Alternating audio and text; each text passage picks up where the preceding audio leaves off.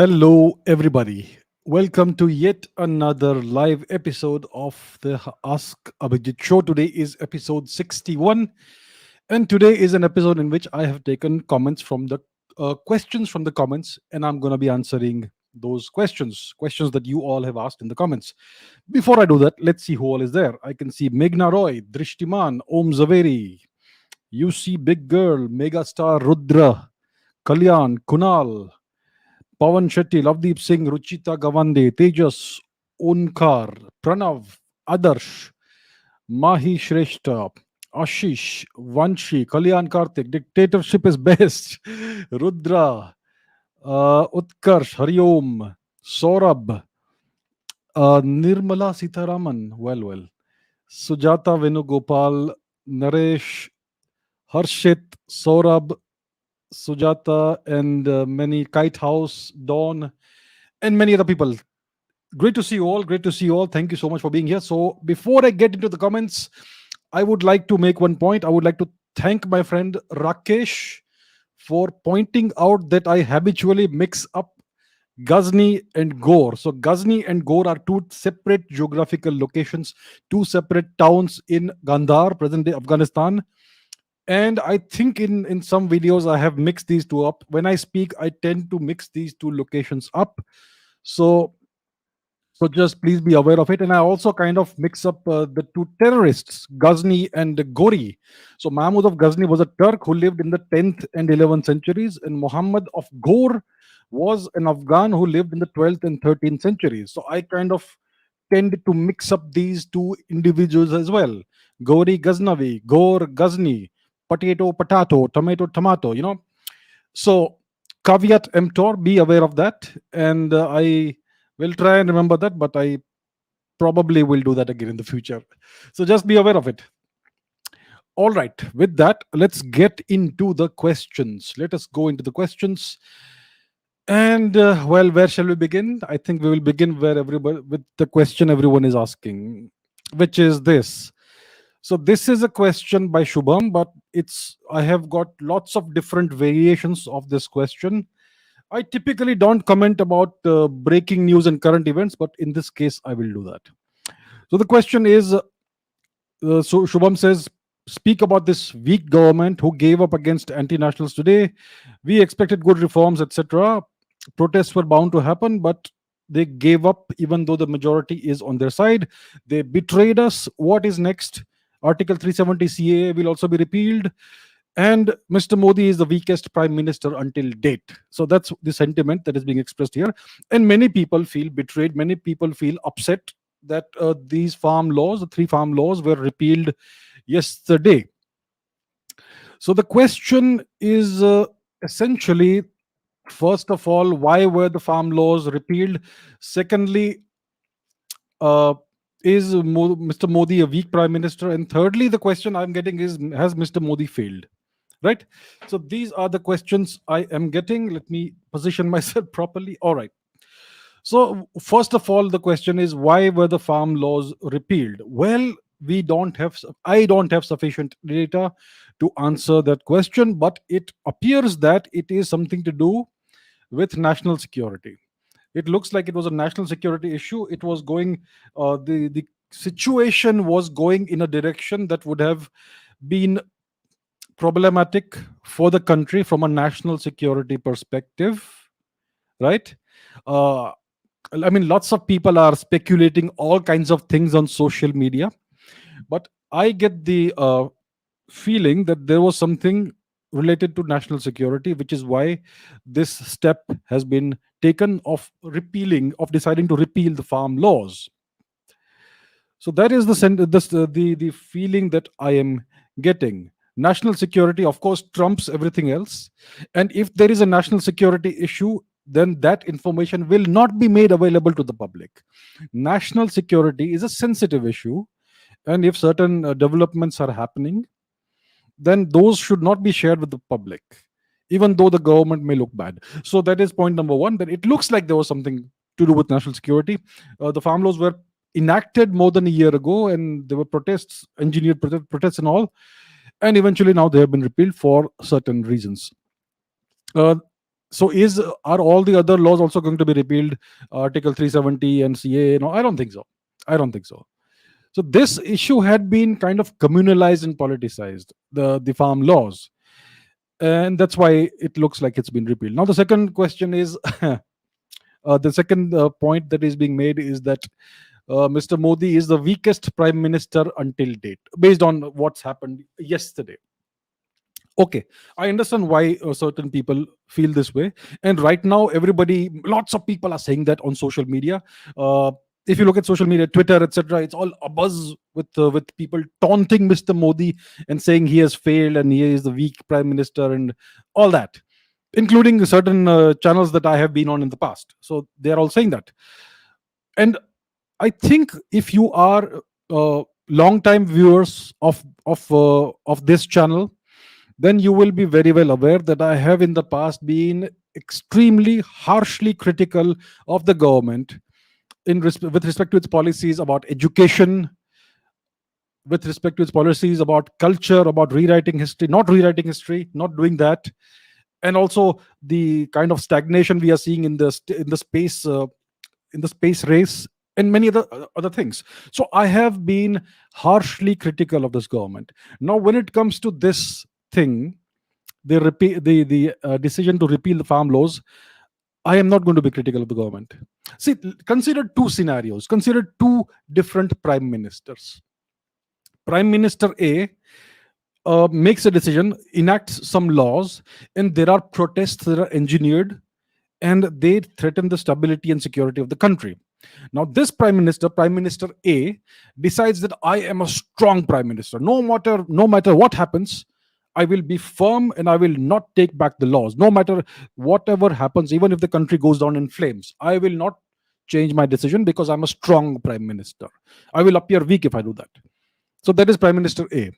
Prime Minister B says that let me see how things go, and based on the developments, if the country is getting destabilized, then he says the national security and the national interest is more important than my personal image.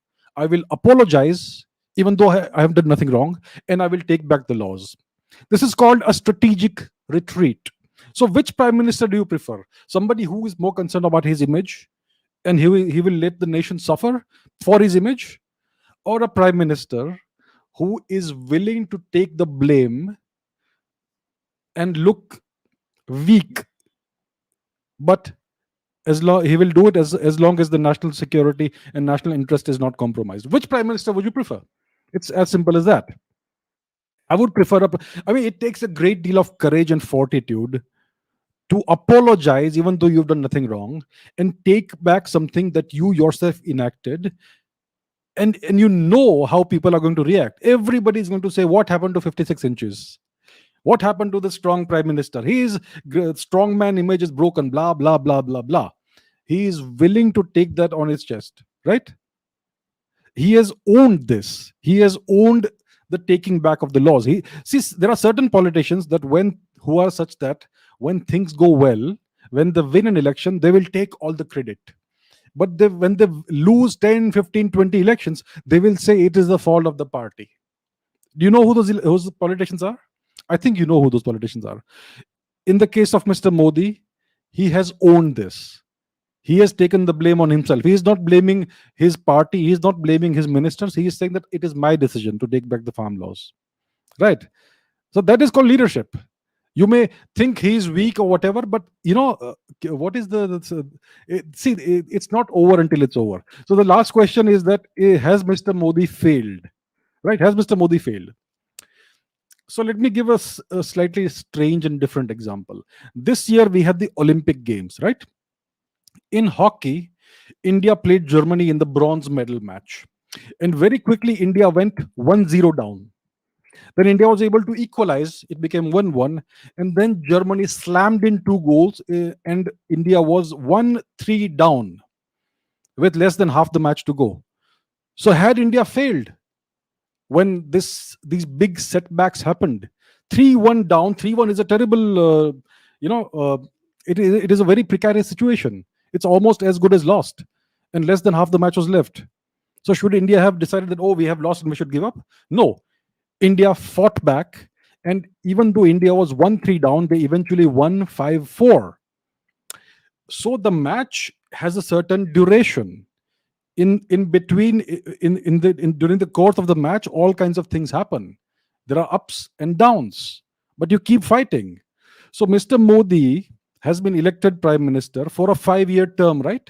That 5-year terms ends in 2024. So I think the time to decide whether Mr. Modi has succeeded or failed is in 2024. Right now we are at the end of 2021. There is a long time to go. Picture abhi baki hai, friends, like they say. So I think what I would recommend is that we should not react to everything emotionally. Life is full of ups and downs. It is all part and parcel of the game. So right now, I agree there is a setback. Mr. Modi wanted to enact the farm laws. They were beneficial for the farmers, for the small farmers. It is the crorepati farmers, the millionaire and billionaire farmers who have created this situation. And it is not only them who have done it. There is an entire international ecosystem behind them who have done that. The toolkit ecosystem. It is in the face of these issues that Mr. Modi has done a strategic retreat. This is called a strategic retreat. It is a 5-year military campaign. In a military campaign, there are lots of battles. There is no general in the entire universe who has won every single battle. Genghis Khan lost, his army lost the battle of Parwan against the terrorist Jalaluddin Khwarizmi. But in the end, Genghis Khan won. So Genghis Khan won every single military campaign, but inside every military campaign, there are dozens of battles. You win some, you lose some. What is important is that you win the military campaign. So there are long-term objectives at play, right? See, India is on a path upwards, slow but steady. It is not a 3-month game. It is a 100-year game. It's a 100-year marathon. Think of it like that. Ups and downs keep coming. So don't get emotional. Don't give up. Keep your eyes on the long-term target. That's what I would say. So I disagree that Mr. Modi is the weakest prime minister until date. I think he's one of the strongest prime ministers until date. He shows what real leadership is. You may disagree with that. This is my assessment. I'm perfectly fine if you disagree with that. I have nothing against that. My personal assessment is that Mr. Modi is a very good leader. He's one of the strongest prime ministers we have had, one of the best leaders we have had. This is clearly a setback. This is not what he would have wanted, but there is a long way to go. The time to decide whether he has succeeded or failed is in 2024. Until then, let's wait and watch, and let's be positive, shall we? All right. Question number 2. Okay, this is by Utkarsh and Karan. 2 separate questions, but related questions. So Utkarsh asks that, in your opinion, what is the best way to uplift the farmers of India? And the other question by Karan is that, how can we remove poverty from our country? And these are interrelated questions. See, in 2018, more than 50% of the country was engaged in the agriculture sector and associated sectors. And the total output, the total percentage of India's GDP contribution of the sector was about 16-17%. So more than half the country is doing this work, but only 15-16-17% is the contribution to the GDP. And I think as of today, or the latest figures that we have, was that about 44-45% of the country is engaged in agriculture and associated allied sectors. And the contribution to the GDP is just like that, 14, 15, 16% or something like that, thereabouts, give or take. So it is clear that the average farmer is engaged in a very low income activity. It tells you that the average farmer is a poor person. It is not something that is giving them the quality of life that one would want to have in a prosperous civilization, right? So it is clear that we need to uplift these people from either poverty or near poverty. So if we were to uplift the the people involved in the agriculture sector, it would bring a significant portion of the country's population out of poverty or into a better economic situation. So what is the best way to do this? In my opinion, the best way to do this is to take people out of agriculture. We don't need 45% of the population involved in agriculture. This is the 21st century. We have machines, we have technology. I think 2% or 3% of the population of the country should be involved in agriculture. We can mechanize everything, we can automate everything. This is the 21st century. So let 2 or 3% of the population be involved in agriculture. Let the private companies in. There should be obviously no exploitation of everybody and of anybody. So most of the people need to be taken out of agriculture and they need to be set to work in other sectors. India needs to become a manufacturing powerhouse. It is manufacturing and industries that uplifts the nation, that skyrockets your GDP. Germany is a manufacturing powerhouse. China is a manufacturing powerhouse. Japan used to be a manufacturing powerhouse. The right way to uplift the population and to take a country out of the low income domain into the middle or high income domain is to invest large scale into manufacturing and industries.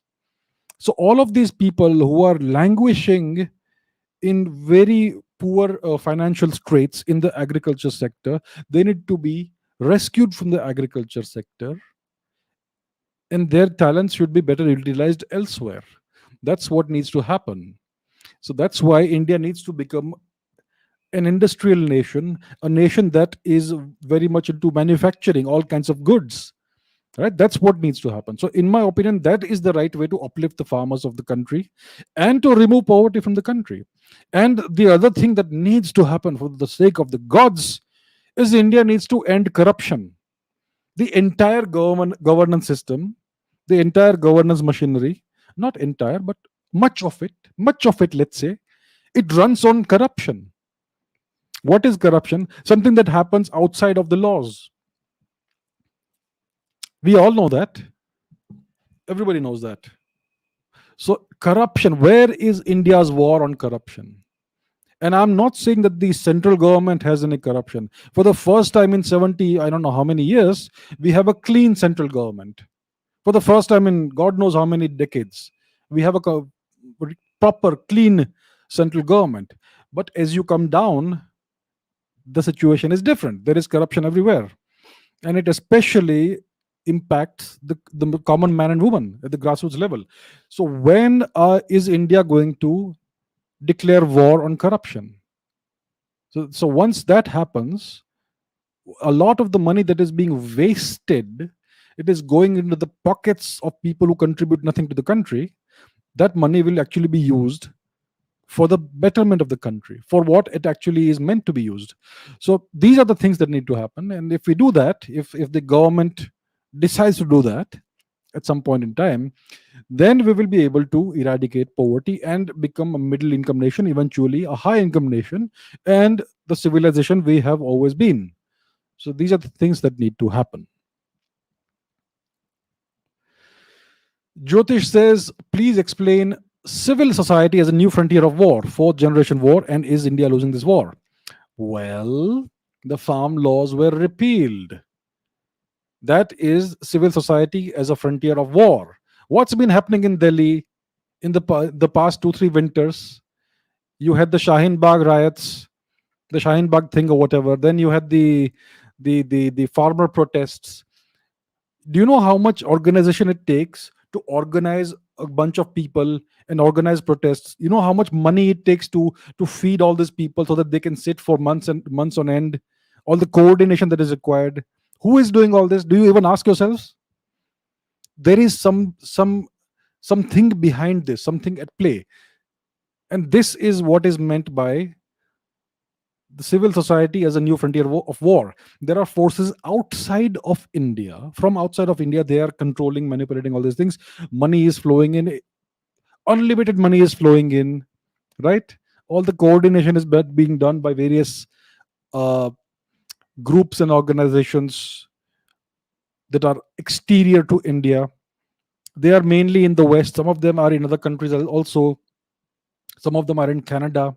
Some of them are in the UK. Some of them are in North America, other places. Some of them are being organized from Pakistan and China. All of these forces are at work trying to manipulate Indian media, trying to manipulate Indian perceptions and the mindset and opinions via social media, via the mainstream media. And all these protests, etc., are being organized. They don't arise spontaneously, by the way. All these protests are organized, they're engineered. So this is what is meant by civil society as a frontier of war. Is India losing this war right now? Right now, it seems that India is not able to do much to counter this. So that is something that needs to change. I think it was Mr. Ajit Doval who had spoken about this just a couple of days before the farm laws were repealed. So all this politicization of the farm laws thing, all the communalization, etc., it is all coordinated, and it is all done from various other locations outside of India. Because today the world is transparent. There are no real borders anymore. The world is one big village. You can talk instantaneously to somebody from any part of the world at any time you want, right? And you can interact with them at a moment's notice on social media, etc., etc., etc. So everything can be coordinated today worldwide, globally. So that is the frontier, the new frontier of war. And today it is very easy to influence the outcome of elections in other countries. Recently, there was some African country that banned Facebook and Twitter because they were trying to influence elections there. And the same thing is going to happen in India in 2024. Be ready for it. They are going to try and demoralize you. They're going to make you feel that whichever politician you prefer, they're trying to manipulate your opinions about that politician or that party, whichever one it is. I don't care which it is. Everybody has the right to their own political opinions. You may be right or left or center or whatever. You may have certain political parties that you prefer, or certain parties that you don't prefer, and it is very easy to manipulate your opinions based on the kind of trends that the things that trend on social media, the kind of hashtags that trend on social media, the kind of influencers you watch on YouTube, etc., and so on and so forth. So this is what is meant by civil society as the new frontier of war. You can actually engineer the mood of a nation at a given moment using trends and all that. So that is what India needs to wake up to. People say that India is one of the best IT sectors, etc., and all. But well, India has still got a lot of catching up to do when it comes to this. This is all propaganda. This is propaganda warfare, information warfare, and so on. So India needs to get its act together. Right now, India is not doing very well, and you can see what happened just yesterday. So yeah, good question. Akash says, are the citizens of China as patriotic as Indians are? This question arises from the news that many Chinese soldiers are drafted into the military against their will. Is there any hatred towards the dictator-like rule of the Chinese Communist Party in common Chinese people? What are the chances of a coup, civilian or military? A good question. So it's like this. I just spoke about the civil society as the frontier of warfare. In the case of China, they are a closed society. They don't allow Google, Twitter, Facebook, any of these Western social media giants. They have their own social media. And that is the reason why they are, to a large extent, immune to the regime change attempts that the West keeps engineering in places like India. In India, they try and manufacture opinion. They try and manipulate your perception about things, and so on and so forth. In China, that doesn't happen. In India, we have an education system that teaches you to hate your own country and to be ashamed of your culture. In China, the education system teaches students to be proud of being Chinese and to worship the Chinese Communist Party. Education is very, very, very powerful. It is a very powerful tool. Children are very susceptible to suggestion. And when you tell them something repeatedly, year after year, over and over again, it becomes something that is part of their psyche, and they can never get over that. So the Chinese, I would say, are way more patriotic than Indians are. Way more patriotic. Today, I would say that how many Indians are patriotic today? Look at that fellow Veer Das. And lots of people have asked me about him. Veer Das. He goes abroad and maligns India, makes fun of India.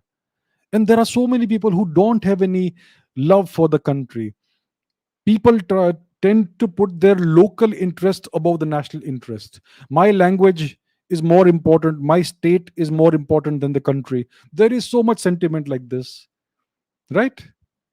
And there is so much sentiment about my religion is more important than the country among certain sections of society. I mean, it is there. It is a problem in India. I think India is a very fragmented nation. India doesn't have a sense of unity. India doesn't have a sense of Indian identity. If you ask people what their identity is, they will say my identity is so and so state, my language, or whatever the hell there is. The Indian identity always comes second. So we are not taught to be patriotic as children. We don't know what patriotism is. We think patriotism is a bad thing. Many people say patriotism is bad, nationalism is bad. And they try to create semantic differences between patriotism and nationalism, as if they even understand the same semantics and linguistics. But yeah, that's the thing. So I think there is a great lack of patriotism in India. I mean, I think that most of the people who watch this channel are patriotic. I know that. But overall, in the overall population, there is a significant lack of this sentiment. In the Chinese, they're all programmed by the education system, by the media, by the Communist Party, state machinery, etc., to be extremely patriotic. And there is a contract, a social contract in China. As long as the Chinese Communist Party is able to deliver high standards of living and victories for China globally, economic victories, diplomatic victories, maybe in the future military victories, as long as that keeps going, as long as the Chinese Communist Party keeps succeeding, people are going to support it and they're going to stay patriotic. So I think the citizens of China are way more patriotic than Indians because they have been programmed to do so. Chinese soldiers are drafted against their own will into the military. Yeah, that happens. Yes. So, but that is a minimal thing. I mean, the Chinese military is about what is the strength? 2 million, 3 million, something like that, approximately, give or take. So that is the strength of the Chinese military. The population is 1.4 billion. So that sentiment may be there in a small fraction, maybe 50% of the soldiers, or maybe 25% of the soldiers. It is not a nationwide malaise, right? So I think that there is a sentiment of devotion and obedience towards the Chinese Communist Party in the common Chinese people. The chances of a coup at this stage are minimal. The coup can never happen from the civilian side. It can happen either as a political coup within the Chinese Communist Party or as a military coup against the Chinese Communist Party. There can be no civilian coup in China. The Chinese, as of the chances of a coup right now are minimal because the Chinese Communist Party so far is doing well. Now the economy is slowing down, etc. If that happens, there could be internal problems in the Chinese Communist Party. People may try and overthrow Mr. Xi Jinping, and that sort of coup may be engineered. So that may happen if the economic slowdown continues. So that is a possibility sometime in the future. Shauriyat Desai says, should India change its capital because Delhi has become overpopulated, extremely polluted? Also, it's just a few hundred kilometers away from both the Pakistani and Chinese borders. Should we build a new city from scratch or change the capital to one of the existing cities?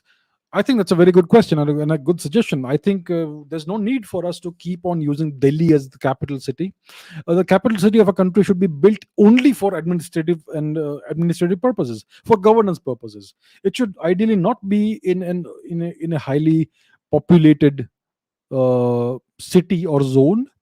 It should be a purpose-built city somewhere in the heart of India, and the only purpose should be to house the Parliament of India and the administrative and governance machinery of the central government.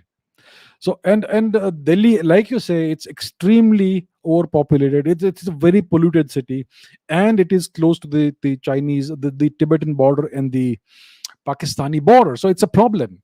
I think Delhi needs to be abandoned as the capital, and we need to build a new capital city somewhere in the center of India, in the central region of India. That is a very good idea. I think that should happen, but I don't know if there is political will for that. And Delhi has never been a city which has given India good luck. I mean, people even say that Delhi is a cursed city from the time of Indraprastha. The Indraprastha was Delhi, wasn't it?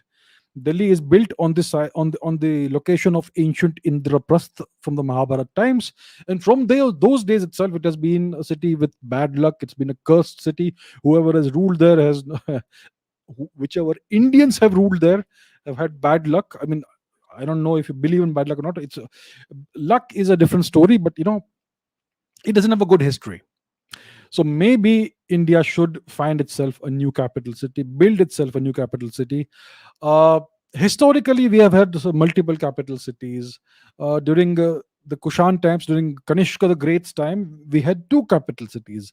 One was Mathura, and one was Purushpur, which is present day Peshawar. So maybe in the future we can use Peshawar as a capital city. In the future, maybe 5-10 years down the line, or maybe longer. But as of now, it would be good to have a capital city in somewhere in the central region of India, equal distances from all the borders of India, that sort of thing. Yeah, that would be good. I think it's a good suggestion. It's a good idea. We should do that. Dungar Singh Chauhan says, "What are your views on the metaverse?" It's an interesting question. So, what is the metaverse? The metaverse is something that's almost here already. It is the confluence, the convergence of 3-4 different domains. One is the physical realm that we inhabit. The second one is augmented reality. The third one is virtual reality, and then you have things like social media and cryptocurrency and all that. So eventually, all of these domains are going to merge together into what people are now calling the metaverse. So, what may happen is that you may be able to, sitting in your room, go and talk to somebody in another continent as if you are in the same room. You can hang out with your friends. You may be in India, somebody else may be in Europe, third person may be in Africa, fourth may be in North America, fifth may be in South America, sixth may be in Japan. And you can all hang out together in one virtual room as holograms, as if you are all together in the same room. That may happen soon enough, maybe in the next 5 to 10 years. That is the metaverse. And you may have augmented reality, like your certain things that you wear on your eyes, goggles, glasses, that give you extra information than what you're already getting.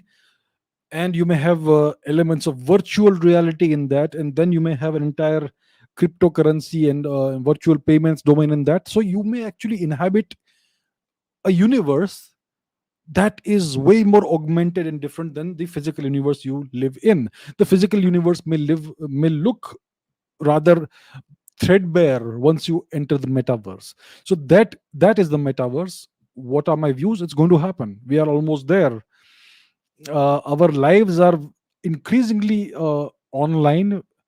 I mean, is there a single day that you spend without being online or without interacting with the internet and doing transactions of some sort of the other? It's impossible nowadays, right? And it's only going to increase in the future. So that is the metaverse. It's going to happen whether people like it or not, and it's going to make some people very rich. So the early adopters, I mean, right now Facebook has rebranded itself as Meta, right? So their plan is to take the lead in creating the metaverse and being at the heart of the metaverse. And other big companies from the US mainly are also doing this. So it remains to be seen what role India plays in this. Will India be a passive consumer, or will India be, to some extent, a creator of this? So that's what it is, right? So that is what the metaverse is. Okay, Syed Mir Taki Ali says, "Hello from Pakistan. Hello, nice to meet you. What are your views on the theory of Helmand or Harut River in Afghanistan being the Rig Vedic Naditama Saraswati?" And General G.D. Bakshi in many TV shows has said the length of the Saraswati River was 4,600 kilometers in the Rig Vedic period. But if we now see, the maximum length from Mount Kailash to Kutch is about 2 to 2,500 kilometers. That's a very good question. Okay, so yeah, there have been many theories about the Helmand or some other river in Afghanistan being the Rig Vedic Saraswati. There is even a Harahvati river in somewhere in Iran that people have proposed could be the Saraswati, right? So the Helmand originally was called the Setumant River. The original name was Setumant.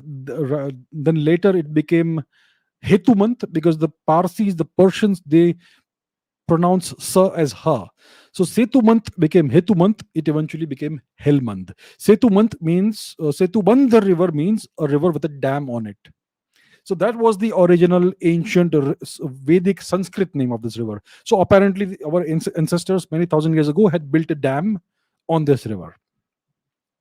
So this river, the Helmand, is about 1,500 kilometers long, give or take.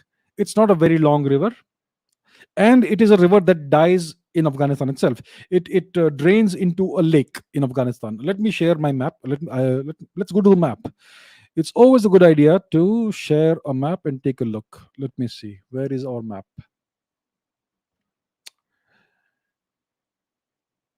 Here we have a map.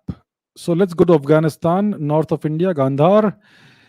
And where is the Helmand River? So this large, big river here is most likely the Helmand. Let's see what it's called. Helmand. This is the Helmand River. As you can see, it's a fairly long, large river. It goes from northern Afghanistan all the way to this region here. There is this big lake here that it drains into, and that is the end of the Helmand River. So this is where the Helmand River ends, more or less, somewhere in this region. Right? Okay, so the Helmand River ends somewhere here. It never reaches the sea, and there is no dry riverbed of this river that indicates that in the past, at some point in time in the past, it may have actually drained into the sea. That is not the case. So this river does not ever drain into the sea, and it did not do that in the past also. And it is also not a very long river. It's about 1,000 to 1,500 kilometers long. And it is known that the Saraswati is a river, it was a great, massive, humongous, super large river that drained into the ocean. So that's why the Helmand will not fit the bill, and neither will any other river in Afghanistan, because none of these rivers, they actually drain into the sea. And we know that there is only one massive dry riverbed in the entire Sapta Sindhu region, from Gandhar to UP. Only one massive dry riverbed, which stretches from the Himalayas and goes all the way into the Indian Ocean in Kutch. So that is a massive, gigantic dry riverbed. It is several kilometers wide in some places. So that is the only river that could possibly fit the bill that could possibly match the description that is given in the Rig Veda of the Saraswati. It was called the mother of floods, a loudly roaring river. It was a mega river. It was bigger than any other river in this region, bigger than the Sindhu River. So that is why I would not take the claim of the Helmand being the Saraswati seriously, because it simply doesn't agree with the data that we have, right? Or the Harut River. The Harut River is an even smaller river. It's a minor river compared to the Helmand. So these two rivers do not fit the bill. That's the thing. Now, as to what General G.D. Bakshi sir has said in TV shows, so I am not aware of what he has said. If he has claimed that it was so and so kilometers in length, I am not aware of it. I am not privy to such. I have not heard any such claim.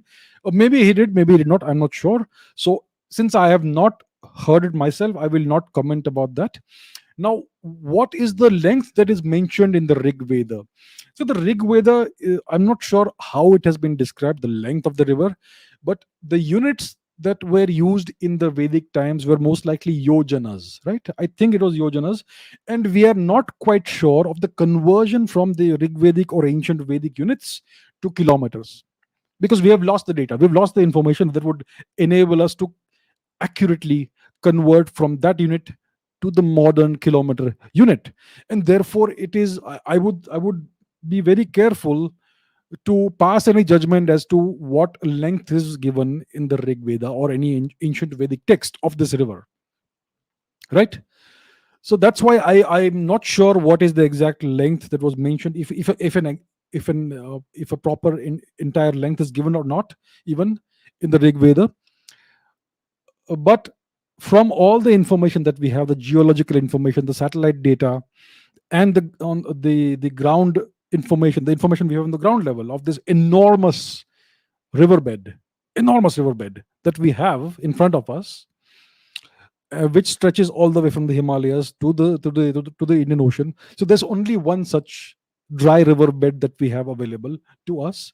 So from all this information that we have, all the data that we have, it we can only conclude that that has to be the location of the Saraswati. And we know that this dry riverbed, I mean, they have conducted tests and all that on this river. It is estimated that this river dried out approximately around 1900 to 1500 BCE, which is about 3.5 to 4,000 years before today. So that kind of matches the what timelines one would expect, right? So from all this information, one can only conclude that that only can be the Saraswati and not the Helmand or the Iranian Harhavati, which seems to be a name given by the Vedic people who migrated to Iran, and they named another river in memory of the great river that they had left behind. It looks like that is the case. So there is a Iranian Harhavati river, a small one, which seems to be named after the great and original Saraswati river. So that's what I have to say. Based on all the information that we have, the best candidate for the Vedic Saraswati is the great dry river bed that stretches from the Himalayas all the way into the Indian Ocean in Kutch. That is 99.9% the correct river, the correct candidate for the Saraswati. Okay, Avinash Kale says, why are there no purple or green stars? This is a very good question. Has your teacher ever made you think about this? Why are there no purple or green stars? It's a very good question. So let me answer this question. It's a very good question. I like it, and let me answer it. So here is, okay, let's take a look at this. So let me ask you a different question first of all to answer this question. Why are there no purple or green stars? See, when you take a piece of metal, let's say a piece of iron, and you heat that piece of iron, what is the transformation that you see? You first see, as you start heating the piece of iron, that the piece of iron, the iron rod, starts glowing. The initial color is a dull red color. Then, as you heat it further, as the temperature rises, it becomes a bright red color. Then it becomes orange and yellow. Then it becomes bluish white. And that is the final color before it melts. You would never see a piece of iron glow green or purple, even though it emits those wavelengths of light. If you can see here, so if you can see my mouse pointer, this is the black body spectrum, which is the rainbow, right? And the metal that you heat, it actually emits light in all of these wavelengths. It emits initially red light, then orange light, then yellow light, then it emits green light, then blue and purple lights as well. And yet you never see it that way. Why is that? It's not because it doesn't emit that light of that color. It's because the human eye sees the light differently. So even with stars, there are stars that emit light in all these colors. For example, our star, the sun, its light peaks in the green, in the green part of the spectrum, and yet we don't see it as green. We don't see any green light coming from the sun. It's because of the biological construction of our eyes. Our eyes have two kinds of photoreceptor cells, rods and cones.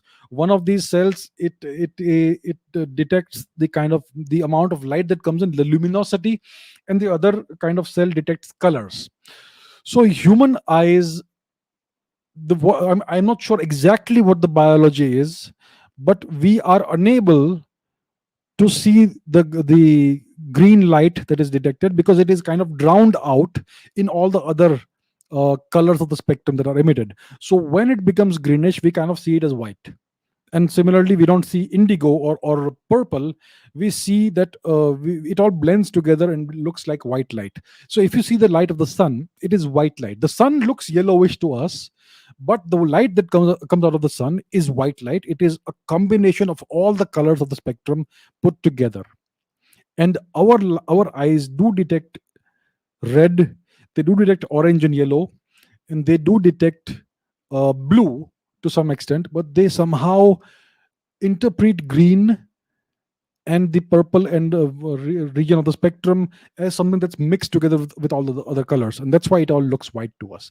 So it's a biological thing. It's a biological thing. It's not a physical thing.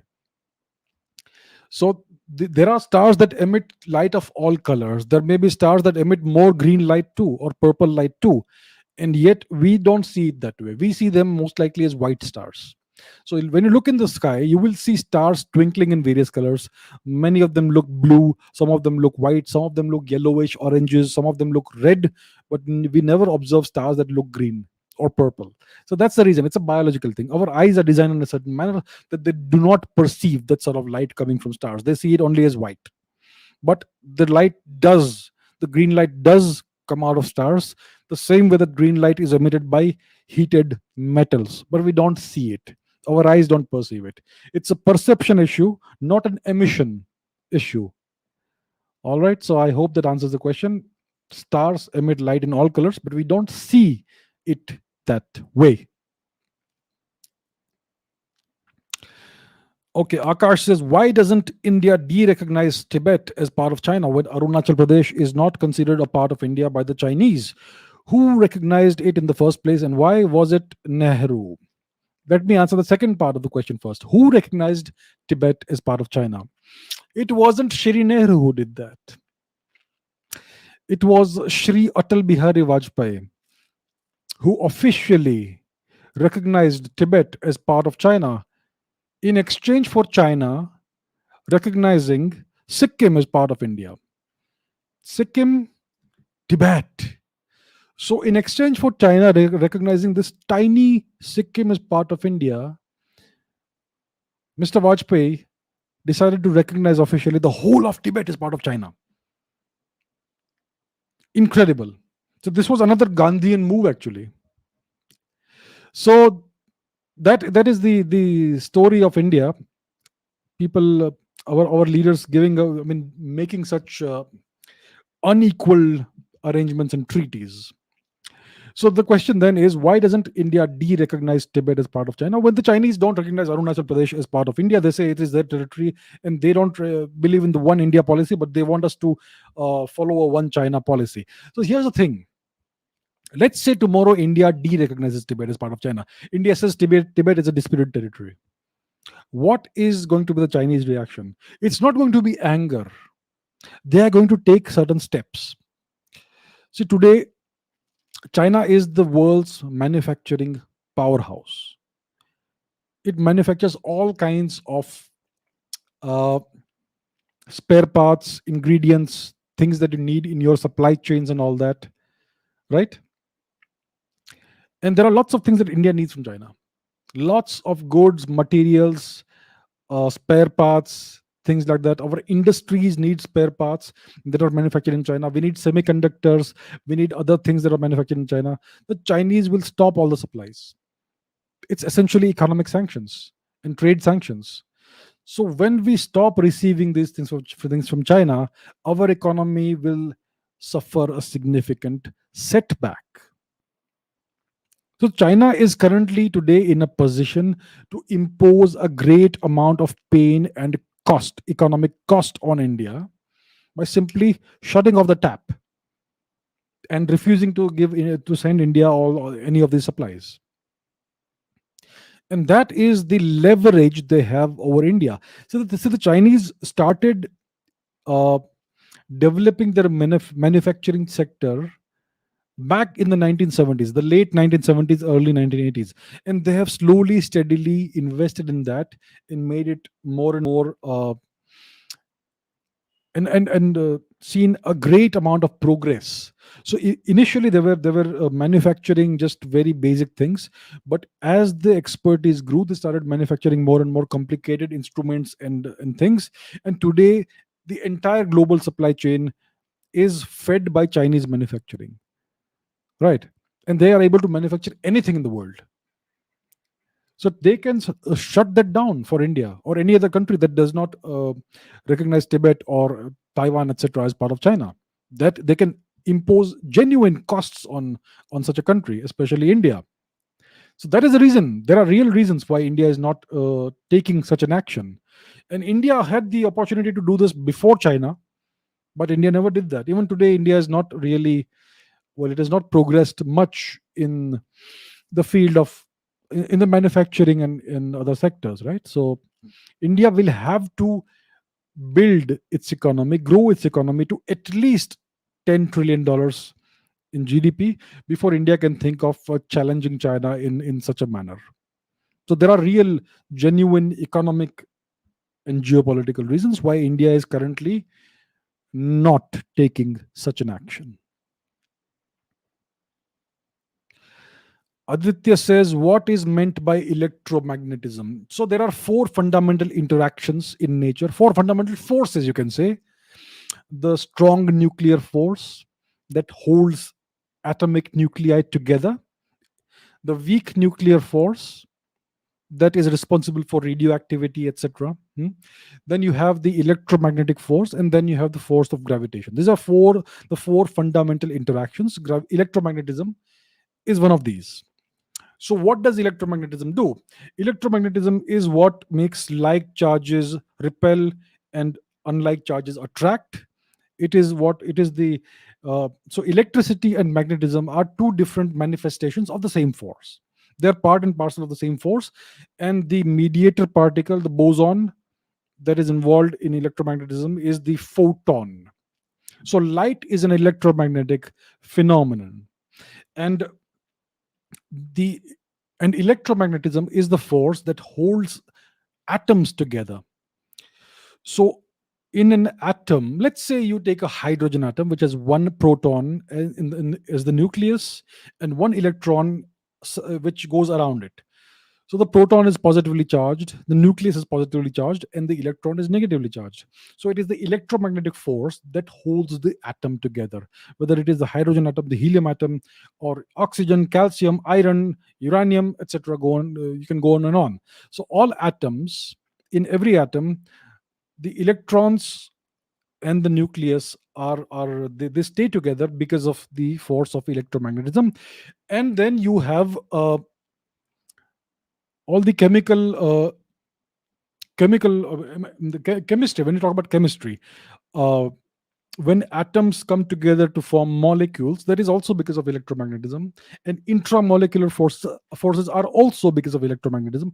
The whole of chemistry is based on electromagnetism. So the world we live in, it is mainly an electromagnetic world. Our senses are based on electromagnetism. The light that we see is an electromagnetic phenomenon. So all of these things are uh, manifestations of electromagnetism. Okay, Chiching says, oh, who were the ancestors of the people of present day Nagaland? What is their origin and were they part of ancient India? This is a very good question, and this is a question that we don't have an answer to as of today. Historians don't know what is the origin of the people of Nagaland. So let's talk about the people of Nagaland. Where is Nagaland? Do you guys know where it is? Most people don't know where Nagaland is. Let me once again go to the map. Where is the map? Okay, we were in northwestern India. Let's go to northeastern India, or the far east of India. So this here region, this here, if you can see my mouse pointer is Nagaland. It is a state in the far east of India. To the south you have Manipur, to the north you have Assam, to the east you have Meghalaya, to the west you have Myanmar or Burma. So this is the state of Nagaland. Who are the Naga people? The Naga people are a number of of tribes. Okay, so there are a number of tribes in Nagaland. You have the tribe, the Ao tribe, the Lotha tribe, Rongmei, Tangkhul, Mao, Sumi, etc. A number of tribes. So historically, these tribes were all living in this region, and many of these tribes were living in isolation. This is a very hilly region. Okay, by the way, it's a very hilly region. It's very easy to stay isolated if you're a small tribal community. So many of these tribes may have been isolated for a very long time. Many of them speak very different languages. They can't understand each other's languages, and they all practiced. So now they are all Christians, but 100 years ago, even 60, 70 years ago, the majority of them practiced their ancient uh, indigenous culture, mainly animism, nature worship, ancestor worship, that sort of thing. And many of them could not understand each other's language. So you had tribes that were living in isolation. Many of their tribes are very big. And many of these tribal groups are currently found in present day Manipur. Some of them are found in Arunachal Pradesh. Many of them are found in parts of Myanmar as well. So this is a large number of different tribes. So when the British came to India, they categorized all these people as Nagas. So it is an exonym. It's a name that's been given by outside forces. Now so what is the origin is the question, right? So we know that when the Ahoms migrated to Assam in the 13th century, these Naga tribes, what are now called Naga tribes, they were already present in this region. They were already there. When it comes to the Manipur, see, the major kings that ruled this region were the Manipuri kings, the Meitei kings, the Ningthauja dynasty, which goes back at least 2,000 years, most likely 3,500 years. Now, in Manipur, there is this saying that the people of the hills and the people of the valley are brothers. The people of the valley are the Meiteis of Manipur, and the people of the hills are the various tribes, the so-called Naga tribes. So, if the Manipuris, if the Meiteis are 3,500 years old, if that's their history, then it is possible that even the Nagas may have been living in this region for 3,500 years. We simply don't know. Our historians have not done their duty. They have simply neglected the Northeast. In the case of Manipur, they have their own records of kings.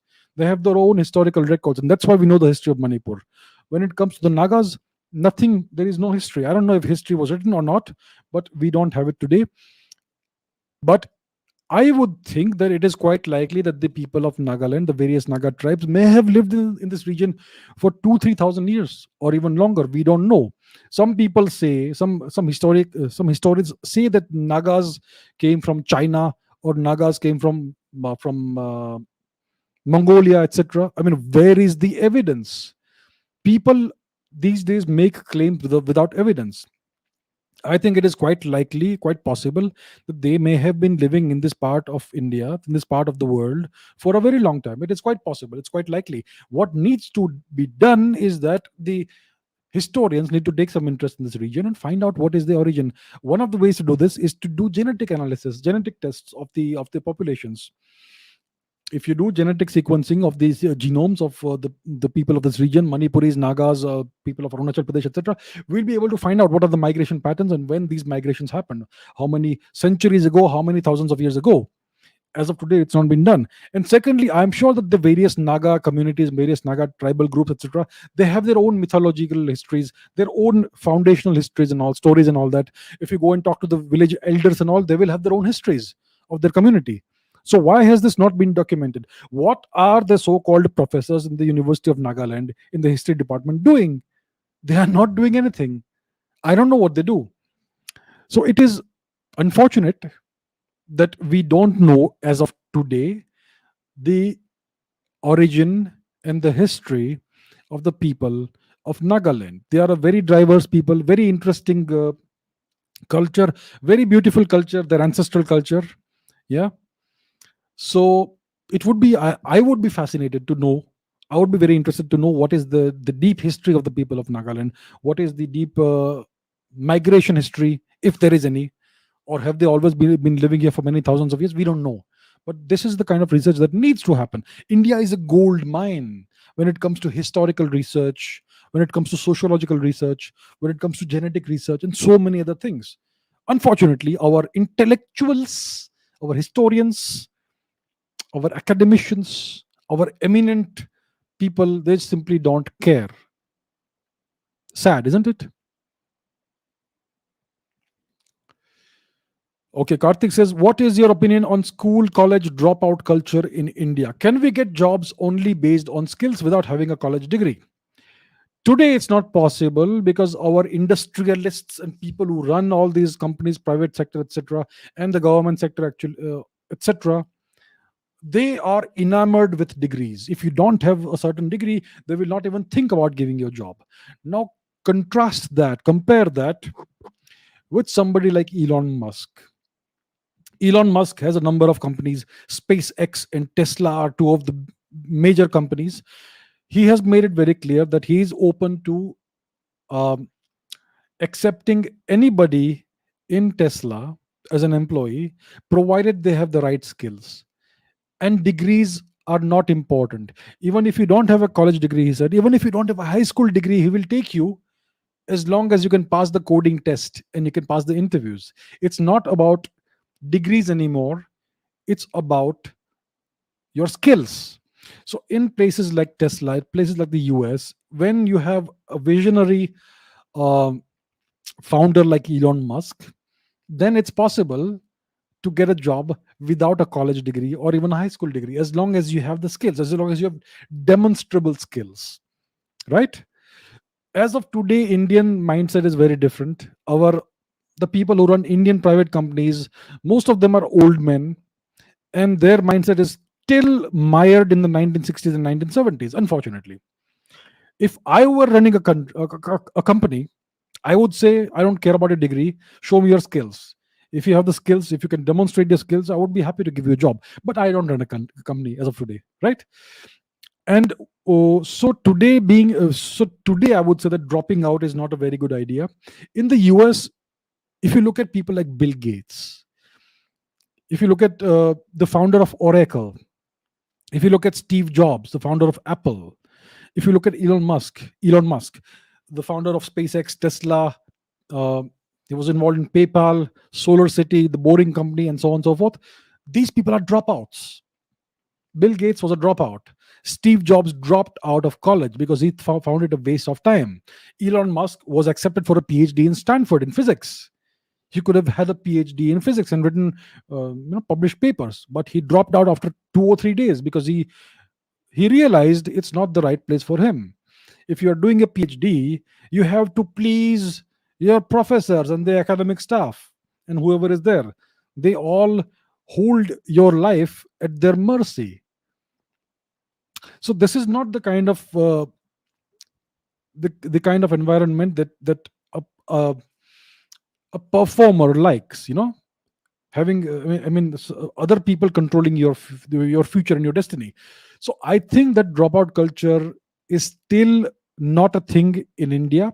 Now here is the thing: in the next 5 to 10 years maximum, this is my prediction, in the next 5 to 10 years, hear me out, automation and AI is going to get rid of all the useless jobs in the world, including in India, right? It's going to get rid of all the low level jobs. People like a ticket checker, or if you stand in or somebody who's a ticket dispenser in a station, in a railway station, etc. Everything is going to become automated with software. Everything is going to go online. All these jobs are simply going to be eliminated. Today the Indian bureaucracy, etc., and all that is like a employment generation scheme. Very soon, in the next 5 to 10 years, all these jobs are going to disappear, and the only thing of value is going to be proficiency in high technology. You are going to be valuable in the job market only if you are extremely super comfortable with high technology, if you are able to learn and adapt quickly, and there is no degree for that. So I am telling you, in the next 5 to 10 years, degrees are going to be worthless even in India. And those industries, those companies that insist on degrees, they're going to be left behind. They're going to be left far behind, and newer, more agile startups and companies are going to come up, which will not care about your degree, which will only look at your portfolio and what you can demonstrate about your skills and about how fast you can learn, how fast you can adapt.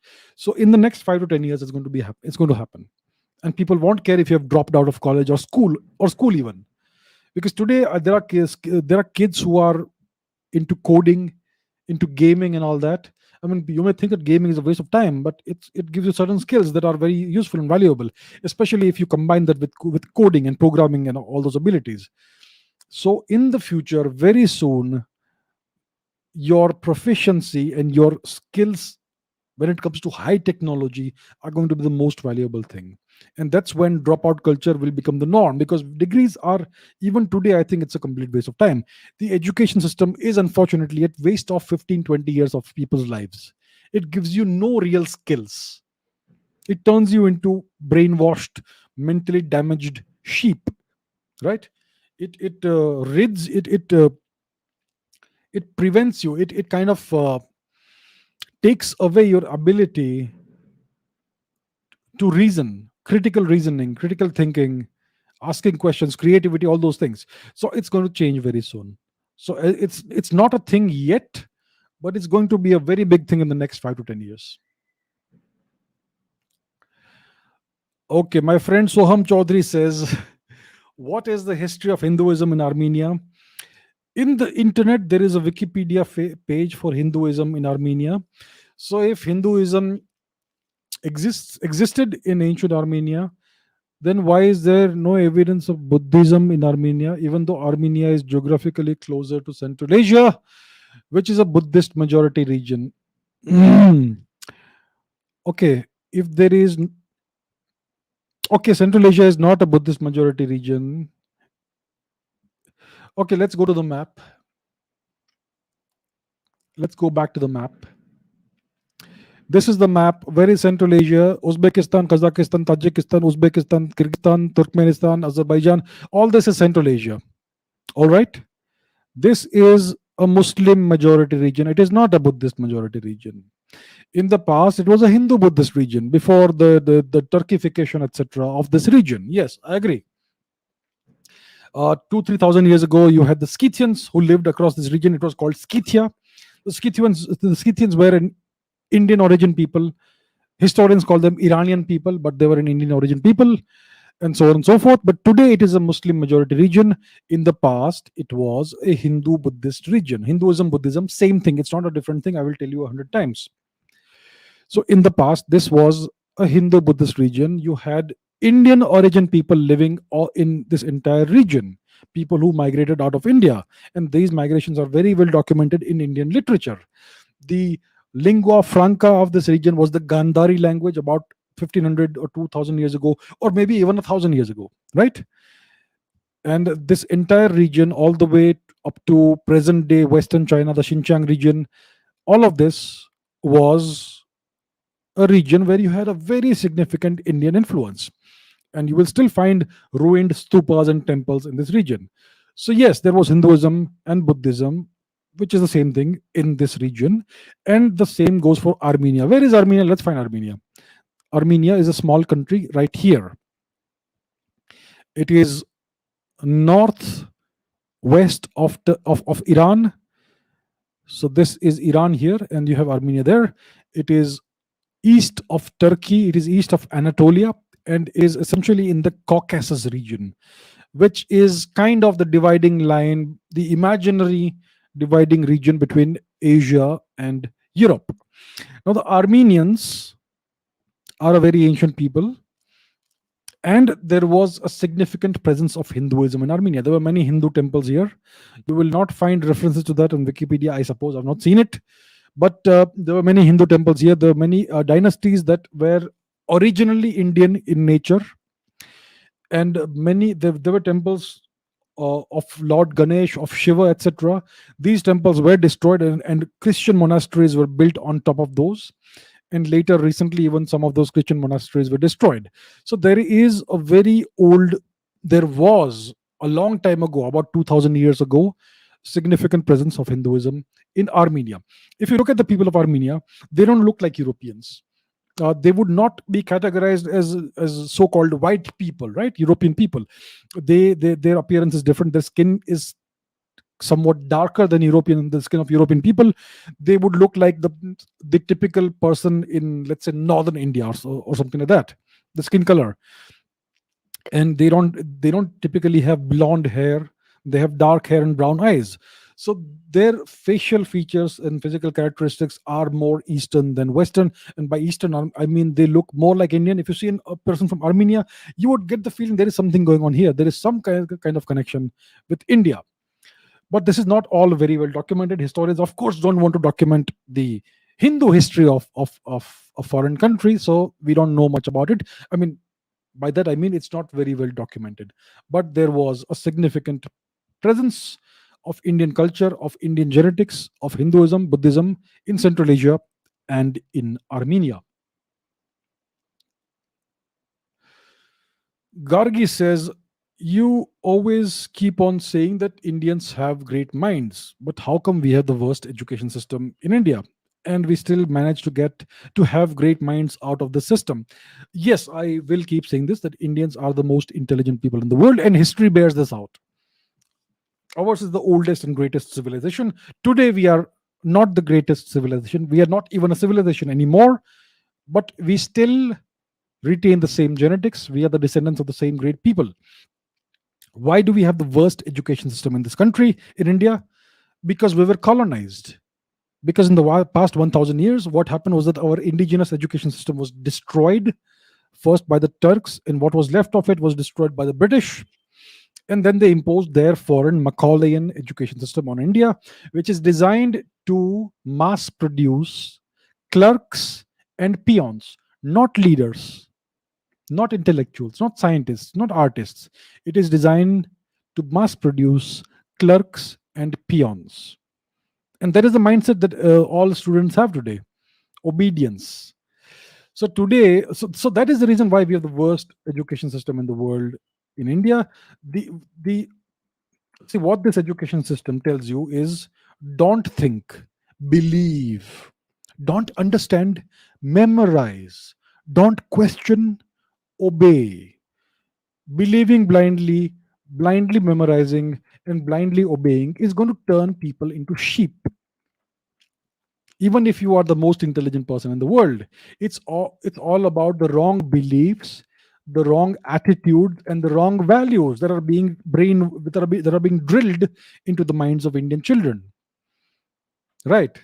So that was the purpose of the education system, to destroy the country, to destroy the civilization, to turn India into a nation of clerks and peons and followers and sheep, not a nation of leaders, right? And of course, we still manage to extract some great minds out of the system. It's just luck. We have greatness in our genes, we have greatness in our blood, in our minds.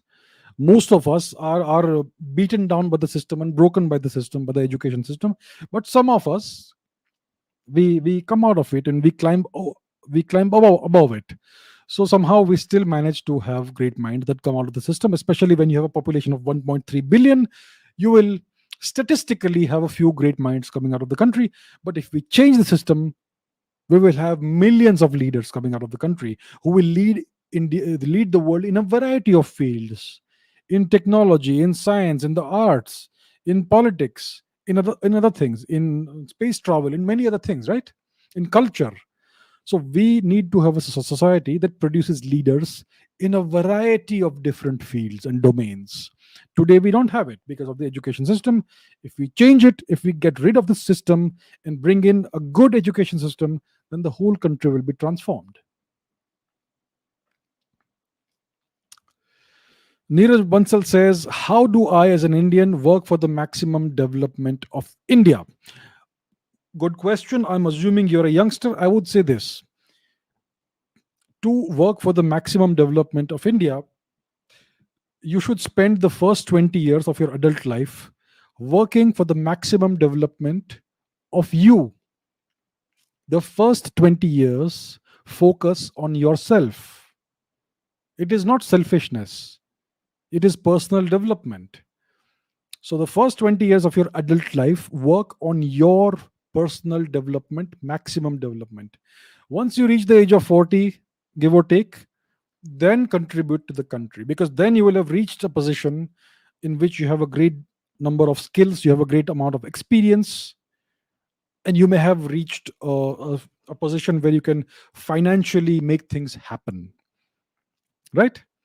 That's when you can work for the maximum development of India, because by then you will understand how the world works. You will understand what are the problems. We will know what are the possible potential solutions.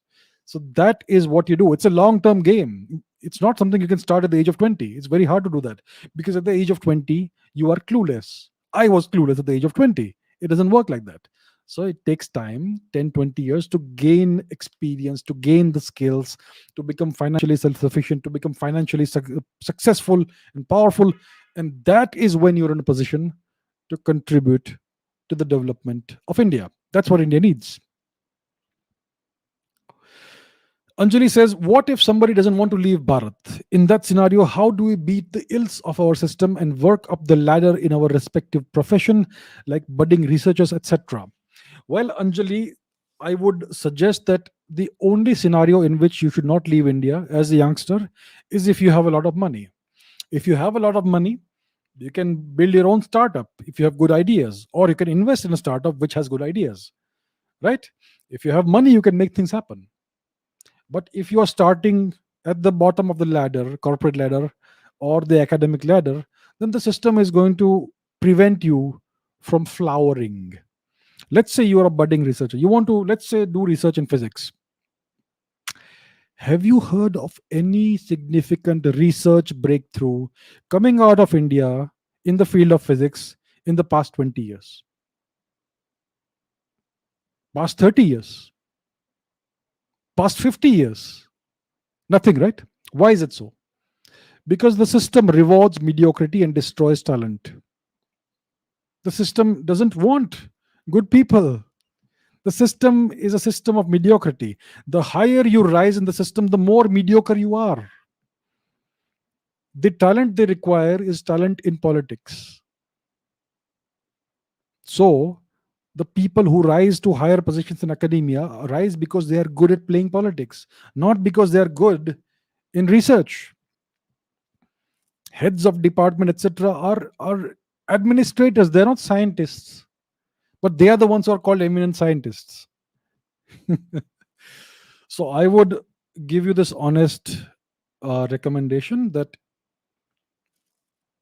if you don't wish to leave Bharat, then you should be somebody who is rich, who has a few crore rupees to throw around, either to start a new startup or to invest in a good startup.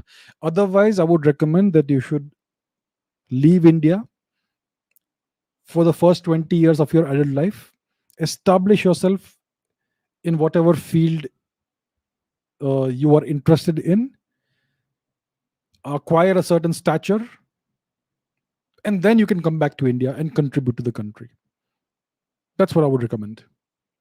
Because today India doesn't want talented people. And it is not the fault of the people of India, it is the system that is built like this. And unfortunately, people conflate the system with the people.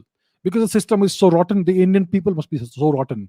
It's not the case. The system is the colonial system that has been imposed upon us by force.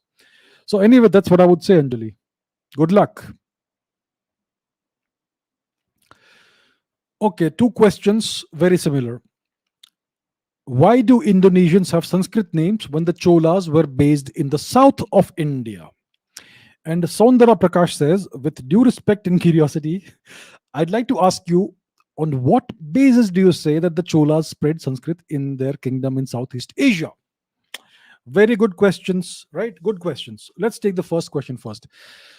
Yes, Indonesians have Sanskrit names, and the Cholas ruled Indonesia. But the Cholas were based in the south of India. They were a southern Indian dynasty. They were a Tamil dynasty. So why do Indonesians have Sanskrit names? Very strange, isn't it? My question is this. Why do Tamil people have Sanskrit names? There is this very famous individual, Periyar. Periyar is not his name. What is his real name? His real name was Ramaswamy. Is that a Tamil name or a Sanskrit name? Think of any major Tamil politician, actor, or whatever, whoever is your favorite person. The chances are that they have Sanskrit names. The majority of the names of the Tamil people are Sanskrit names. Think about the old Tamil movies you used to watch on Doordarshan or whatever. What kind of lifestyle did the Tamil people have? They were devout Hindus. They were more traditional and more devout Hindus than the people of North India. Then what happened in the past 20, 30 years? That's all politics. And unfortunately, today's Tamil people, youngsters especially, they think that the Tamil civilization is separate from Indian civilization. There was a secular civilization. Hinduism is foreign to Tamil Nadu, and so on and so forth. Utter nonsense. So the Indonesians have Sanskrit names because the Cholas spread their culture and civilization across Southeast Asia. And that culture, that civilization was Hinduism and Sanskrit. Okay, that's why it happened. Because the Cholas themselves had Sanskrit names. Raj Chola. Raj. What is Raj? It is Rajya, Sanskrit. Rajendra Chola. What is Rajendra? Again, Sanskrit. Come on, wake up. What about Mr. Saundara Prakash? On what basis do I say that the Cholas spread Sanskrit in the kingdom, in their kingdoms in Southeast Asia, in their empire in Southeast Asia? See, we know there was Sanskrit throughout Southeast Asia. That is an undeniable fact. We know there was Hinduism across Southeast Asia, up to the Philippines, throughout Southeast Asia. Again, an undeniable fact. We also know that it was the Cholas who conquered the whole of Southeast Asia. That is also an undeniable fact. There was no other Indian empire that conquered Southeast Asia. 2 plus 2 equal to 4. The Cholas conquered Southeast Asia, and there is Sanskrit and Hinduism across Southeast Asia. So who else would have spread it? Who else would have spread it? That is the basis on which I make this claim. It is called logic.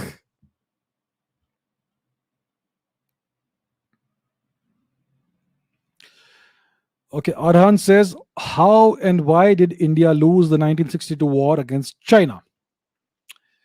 Well, how did we lose this war? So it all began in the 1950s. In the 1950s, what happened was that the Chinese, they conquered, they invaded Tibet, right? Tibet was until then a sovereign and independent nation, a Buddhist nation, a Dharmic nation. The Chinese under Mao Zedong invaded Tibet. And they would not have succeeded in the invasion because Tibet is an enormous territory.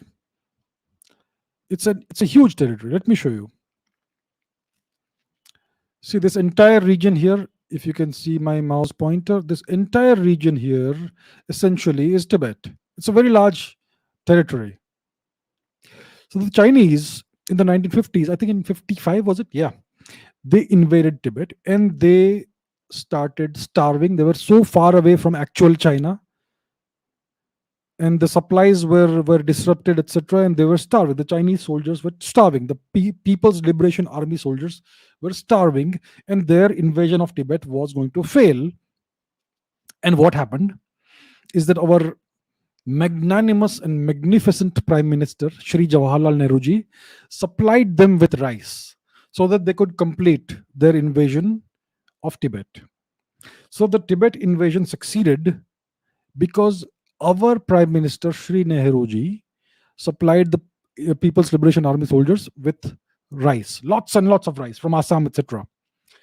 That's point number one. So the Chinese then, for the first time in 3 to 4,000 years of history, became actual neighbors of India. Until that time, there was no India-China border. It was just the India-Tibet border. But then the Chinese invaded and occupied Tibet. They annexed it and made it part of their country. And then the India-Tibet border became the India-China border. The India-Tibet border was never properly defined because India was under the British Raj, and the British Raj was an illegitimate foreign occupier of India. Now, in the 1950s, again, what happened was that the Chinese started constructing a road in Aksai Chin, which is a part of India. They started constructing a road after annexing Tibet. And for years, Mr. Nehru was unaware about this. When he came to know about this, he said, doesn't matter. There is not even a blade of grass grows there. So let them have it. This huge piece of Indian territory, let the Chinese have it. So that's point number two. First, the Chinese should never have been in Tibet. Mr. Nehru brought them there. Secondly, he gave up on Aksai Chin without firing a single bullet. Thirdly, Mr. Nehru neglected the Indian army. The Indian army did not have proper supplies. They did not have proper ammunition. They did not even have proper winter clothing, alpine clothing, which you need to, the warm clothing that you need to wear when you fight in the Himalayas, where the temperatures can go down to minus 20, minus 30 degrees, right? The Indian soldiers did not have proper equipment and proper clothing suitable for that sort of climate. And they did not have ammunition, etc. So the morale was down, and so on and so forth. These are many of the reasons why India eventually lost the 1962 war. And also, when the 1962 war happened, Mr. Nehru, for some reason, refused to allow the Indian Air Force to strike at the Chinese positions. He refused to allow the Indian Air Force to participate in the war. So the Indian soldiers were fighting the Chinese without any air support. Why would he do such a thing? I don't have any answers for that. So these are some of the reasons why India lost the 1962 war against China. It is all thanks to the great Shri Nehruji. Ashna says, what's your viewpoint about Italy's €1 homes? So, in case you guys are not aware, Italy has been putting up certain houses for sale for the price of €1. There are many websites on which you can actually find these properties. You can buy such a property for €1. You want to do that? Do it now. But here's the thing, these are not new properties. These are typically very old buildings that are several centuries, 200-300 years old, in rural parts of Italy. Very beautiful locations and all that. Italy is a beautiful place, right? But typically these are very old properties in rural parts of Italy. So Italy has been facing this population decline for a very long time, for many decades. Many villages are like half abandoned today, and many of these buildings, ancient habitations, have been abandoned. Many of them are just barely standing heaps of stones, you could say. So the deal is that you have to buy this €1 property for €1 only, and then you have, I think, about 3 to 5 years, something like that, in which you have to renovate the property. And the renovation is going to cost you money. Maybe €10,000 if you're lucky, maybe €50,000, maybe €1 lakh. It's going to cost you money. And what you find is that the majority of these properties are being bought by foreigners, not by Italians, because Italians know that it may not quite be worth the hassle. Right? So these properties are available for sale. If you want to buy a property for €1, you can actually buy it if you know where to look. But then there is a whole other thing, a bunch of other things that comes with that. You have I think 3 years or 5 years to renovate the property, and there is all the paperwork to be done. The bureaucracy in Italy is quite bad. There's a lot of red tape and all that. So in the long run, if it is something that you enjoy, renovating an old property, then you may be able to do it if you have the money for that. Otherwise, it may not be worth your time. But yeah, it's there. This scheme is still, I think, open. The first it was first started like maybe 10-20 years, or maybe even before that ago, and it is still available. So yeah, it is there, but you may end up with a bad property that is beyond repair, or you may end up having to spend a lot of money on it. It's not something that you can just go and live in. It's going to be something you will need to renovate. But many of the locations are good, with a nice view of the countryside or even the sea. The climate is good in Italy, and so on. So it may be worth some people's time. Akash says, how soon will a time come when fighter pilots are replaced by heavy duty drones and artificial intelligence? And what about the total replacement of human soldiers by robotic soldiers in the army and on ships in the navy? Very good question. It's going to happen. So in China, let's talk about China for instance. In China, they had these MiG 19 planes. In India, we have the MiG 21s. The MiG 19 is, I think, the one of the world's first supersonic jet fighters. It's a Soviet design. The Chinese acquired some of these planes, and then they created their own version of the MiG 19. I think it's called the Y16. I don't know what it's called. Y6, Y16, something like that. It's a Chinese version of the MiG 19 plane. So these planes are very old museum pieces, but they have brought these back into service as flying drones, as unmanned aerial vehicles. So these are throwaway pieces that anyway belong in the museum. If they crashed, it doesn't really matter. So they have converted them into flying drones, unmanned aerial vehicles. So they will be remote controlled and flown as fighter jets or maybe as kamikaze aircraft flying bombs or whatever. So that is what the Chinese are doing. The Americans have converted some old aircraft and even some F-16s into unmanned vehicles, heavy duty drones, you could say. It's happening. Soon enough, you will have drones that are completely autonomous, completely AI powered. That is also going to happen. That is going to happen, and maybe it's already happening. We don't know. So it's all of this is already in the works.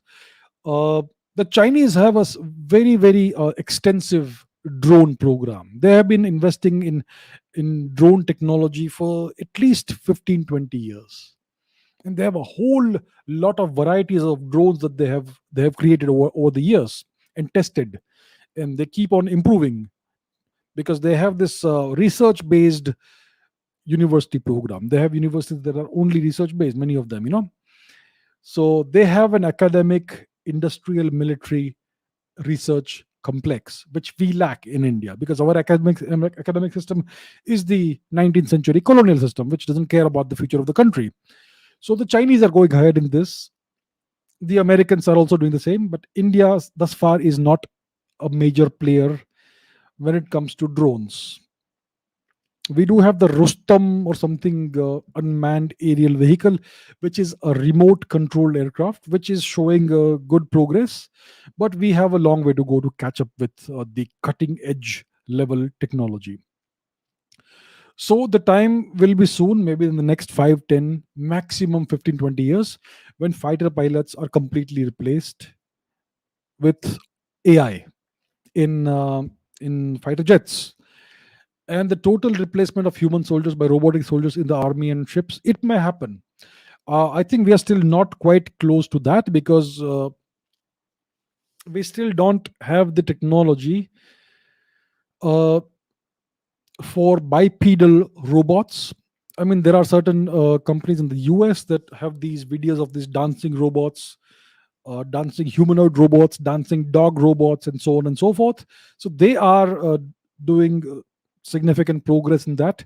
But I am not sure if we are still close to the point where these robots could serve or could replace human soldiers. Maybe it could happen in the next 10 years, perhaps. So you could have these robotic dogs and robotic humanoids equipped with automatic weapons and other things. It could happen in the next 10 years. And also, you may have the same sort of thing in the Navy, in naval forces. So it's certainly going to happen at some point. It could happen in the next 5 to 10 years, roughly. Sushma says, how is Russia able to develop a world class military hardware despite its low and shrinking economy, and why India lacks in this despite having a good economy? Why do we lack research and development? What's keeping us behind? See, the Russia of today is the successor state of the USSR. The USSR was a genuine economic and military superpower. They had a massive economy, and that economic might translated into military might. So They invested in R&D over the decades, 1950s, 60s, 70s, 80s, 90s, 100, and so on and so forth, right? So they invested a lot in R&D. A lot of their economy, a lot of the money was poured into R&D, and that's why present day Russia has inherited all those technological advancements and that R&D and industrial infrastructure. So they did not have to create all this from scratch. That's why they are able to develop world class military hardware despite having a small and shrinking economy, because they have the benefit of all the iterations of submarine designs that have been created since the 1950s, and the various fighter jet designs that the Sukhoi and the Mikoyan Gurevich and other design factories have produced over the decades, and so on and so forth. They were one of the first powers to develop rockets. So their initial rockets were based on German designs, and then they iteratively progressed upon that, improved upon that, and that's why they have very good rockets today. They have some of the most powerful rockets in the world. They are developing even more powerful rockets. So it's because they inherited all the work that was done during the Soviet Union. That's why they're able to do this. And India did not invest in R&D, did not invest in its own uh, military infrastructure and all that until very recently. So we just kept on buying arms, weapons, etc., and military systems, hardware from other countries, from the USSR, and later from the West, because politicians somehow benefited from that. And that's why they did not allow Indian scientists to develop homegrown versions of these weapons. So until recently, we were buying howitzers, cannons, etc., from Bofors, from Sweden. We are still buying fighter aircraft from other countries. We are now slowly uh, creating the infrastructure and the capabilities to make our own weapons, but it is going to take time. So that is what's keeping us behind. And also, we don't have a research oriented academic system. Our eminent scientists and professors, they don't do any real research. Have you heard of any genuine research, significant research being done in India in the past 30, 40, 50 years? Nothing. We do have DRDO, we do have Hindustan, HAL, these organizations, but they are simply creating hardware and weapon systems that are imitations of what has already been created in the West, in the US, in Russia, in Europe, in China. We are simply trying to catch up. We are not creating something that is cutting edge, first of its kind. We are not doing that. So that is the problem. There is no innovation. There is no culture of innovation in the government, in the bureaucracy, because all of these institutions are run by bureaucrats, and the bureaucratic mind is not your ordinary Indian mind. It is a colonized mind. So these are some of the problems that are keeping India behind. Okay, Mr. or Miss Mohanty says, how to change the post-colonial inferiority complex of the people of Bharat. For example, when we say that these things were present in our ancient scriptures, in science, or in our ancient civilization, people don't believe it. But if we say that certain Western scientists, historians, doctors, anybody proved it, then people immediately start believing it. Why do we people of Bharat always need a Western reference to believe our own things? Here is the thing. Again, I will give the same example. If an Indian scientist comes up with a discovery or some new thing, Indians will be very skeptical. But when a Western researcher points something out, then Indians readily believe it. Why is that? It's very simple. Have you heard of any Indian scientist or any Indian scientific institution coming up with a major discovery or major breakthrough in science, in physics, in technology, in chemistry, in biochemistry, biology, molecular biology, anything, any field in physics, in science? Has any scientist in India or any institute in India come up with any new discovery or breakthrough in the past 50 years or 70 years? World class breakthrough?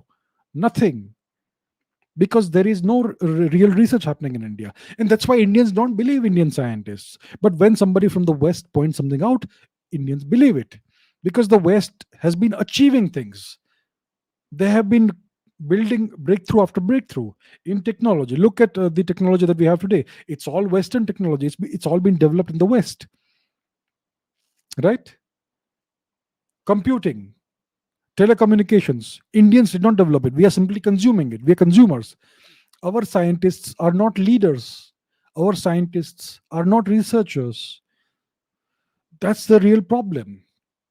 And it is not because our scientists are not good enough, it's because they're not allowed to do anything.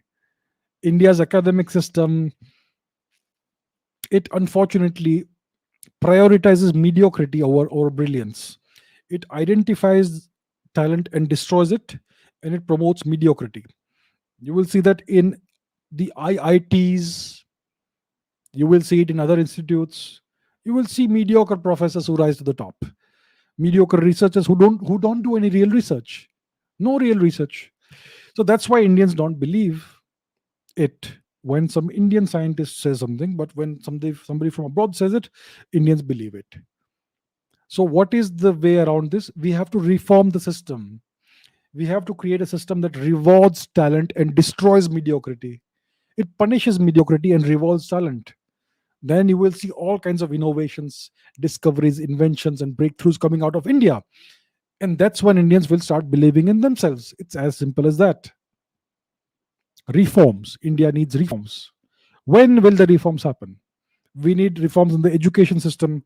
We need reforms in the academic system. We need research oriented universities, not teaching oriented universities, and so on and so forth. So I have spoken about these things extensively in previous episodes. You can check it out. Okay, Shubham says, why is it hard to develop a model that can predict earthquakes? Because we don't have sufficient data. See, the earthquakes are something that happen inside the Earth's crust. So you can predict something in a system when you have the complete data of the system. When it comes to things that are happening below the surface of the Earth, we don't know what's happening. We don't have sensors there. We don't have instruments down deep under the Earth's surface. Much of what's happening below the surface is unknown to us. We don't have the data. And when you don't have sufficient data, you can't make any predictions. So that is why it is almost impossible to predict earthquakes, because we don't have data of what's happening below the surface of the Earth. The subterranean world is almost unknown to us. We know next to nothing about what lies below the surface of the Earth. We have some understanding of how thick the Earth's crust is, how thick the mantle is, how thick is the magma layer, what is the convection zone, the core of the Earth. We have some idea of this, but it's a very rudimentary idea. We really haven't gone there and seen how it is. So because we have such insufficient data, that's why we are not able to predict earthquakes. Karan says, can I understand advanced mathematics like calculus, tensors, ordinary differential equations, partial differential equations, etc., just through self-study? Of course you can. Whatever I have learned is entirely through self-study.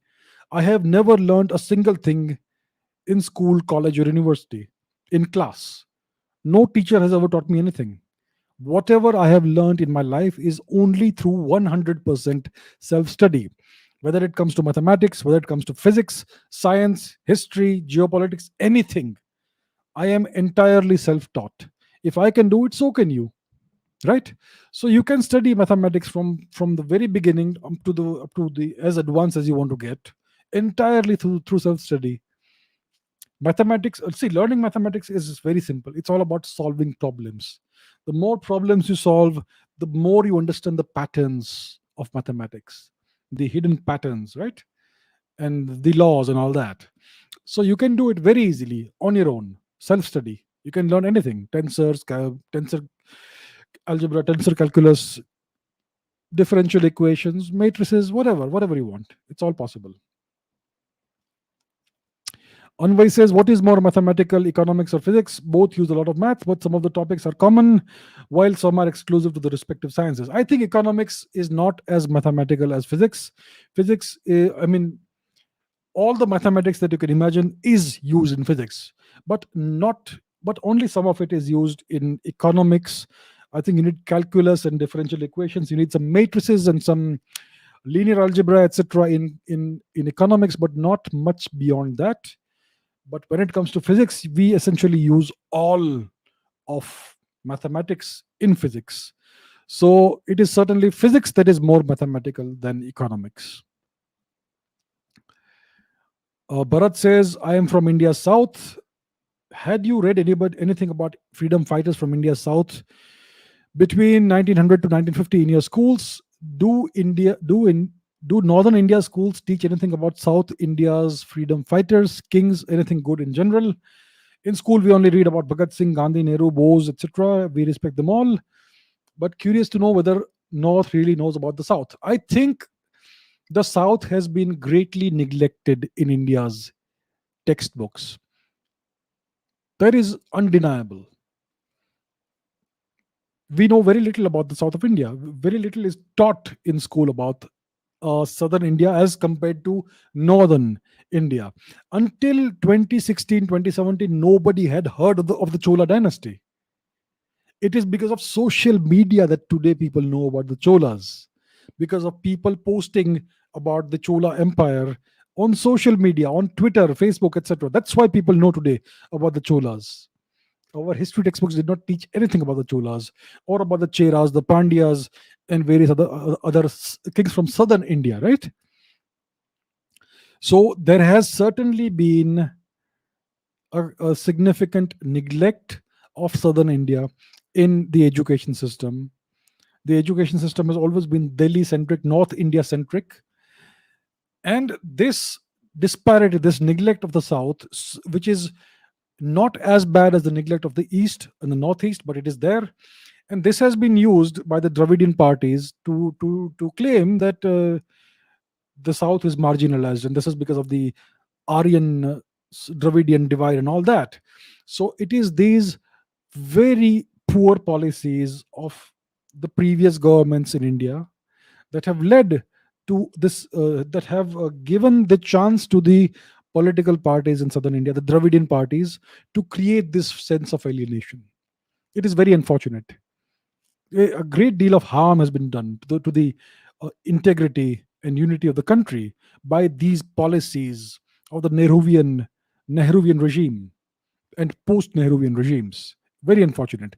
So I agree that there is very little that is taught in school, in history, about the kings and the empires and kingdoms and freedom fighters and culture, etc., of the southern parts of India.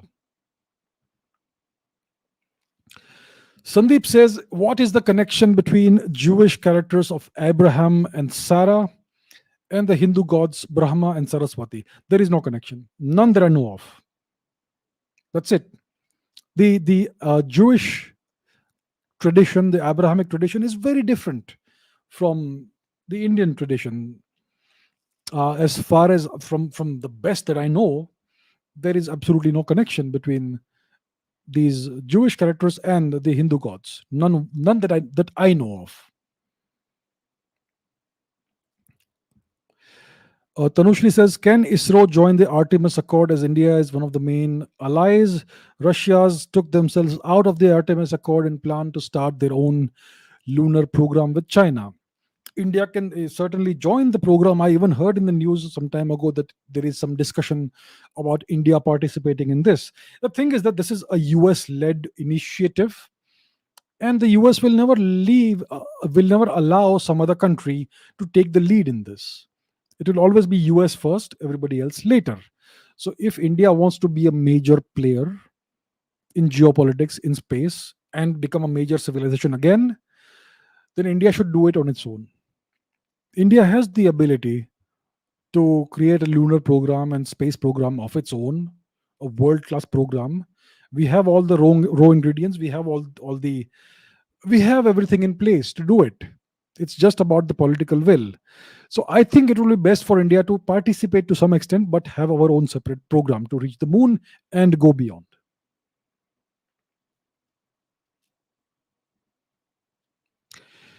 Shankajit says, does the current Indian government care too much about elections than doing the right thing? Why did they revert the three farm laws to appease some protesting farmers when it benefited many other farmers? Do you support this move?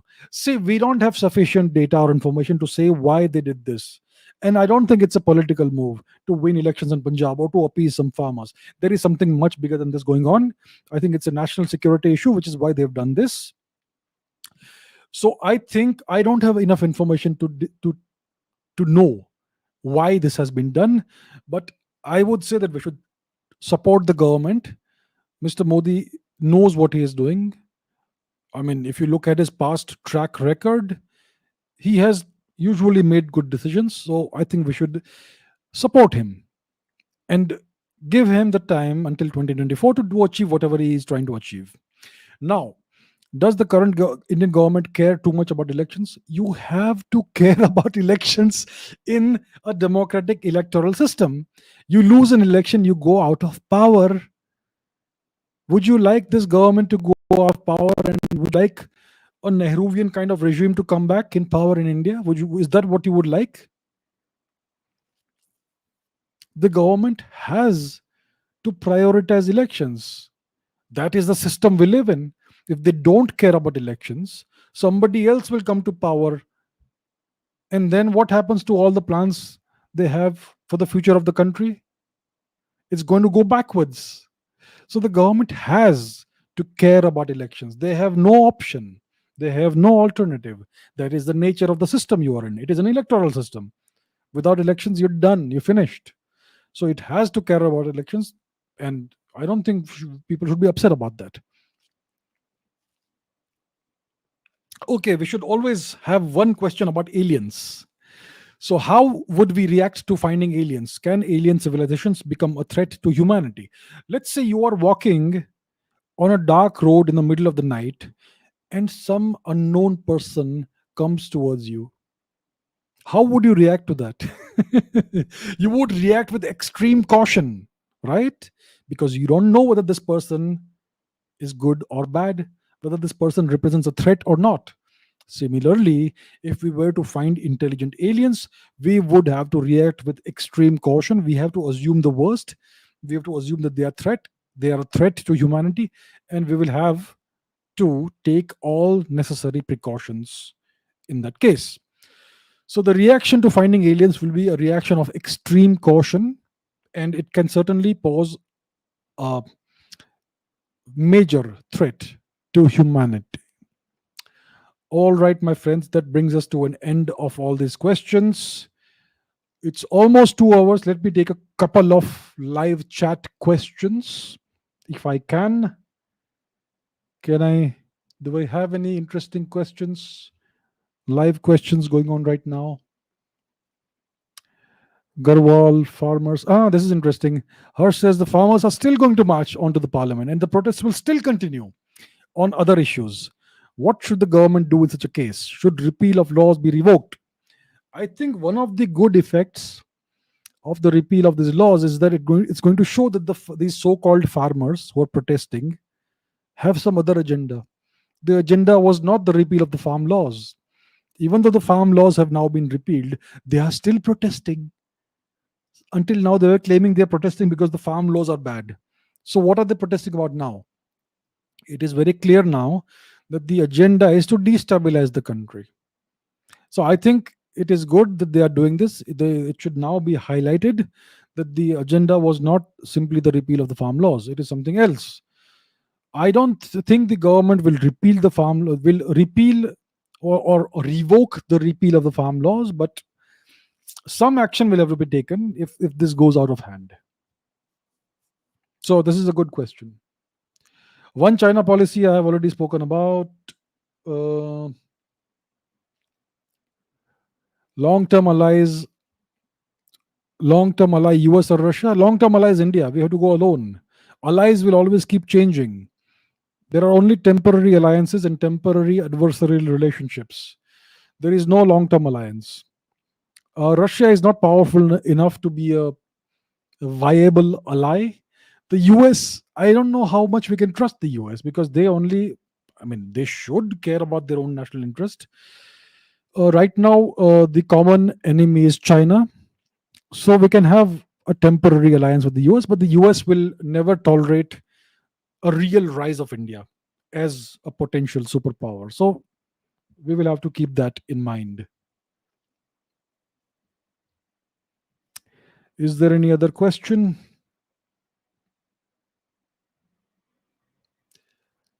Okay, let me see. Was Akbar secular? No, thank you. He was not. No, here, what is secularism? Secularism is the separation of church and state. It doesn't apply in the Indian context. So, no, Akbar was not secular by any means.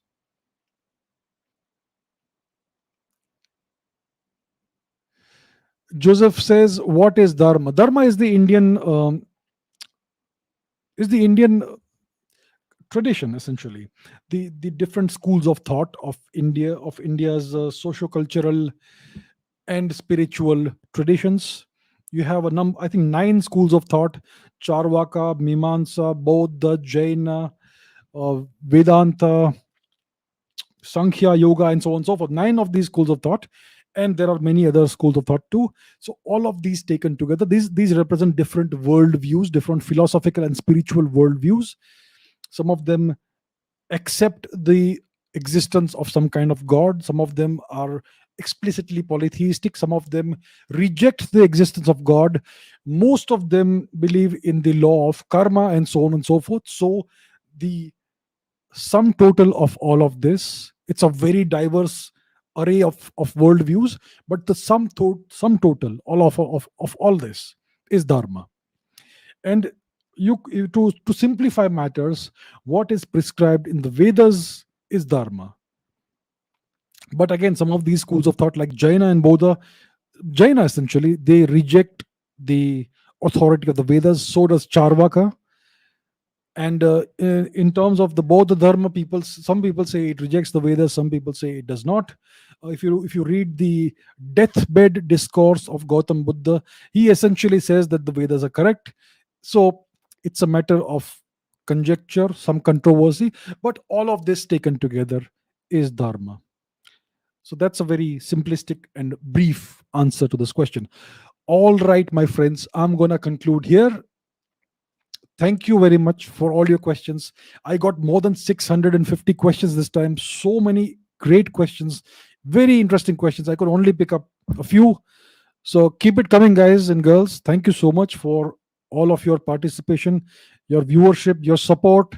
Thank you so much. I'm very grateful. And I will see you same time, same channel tomorrow night. Until then, take care. Bye.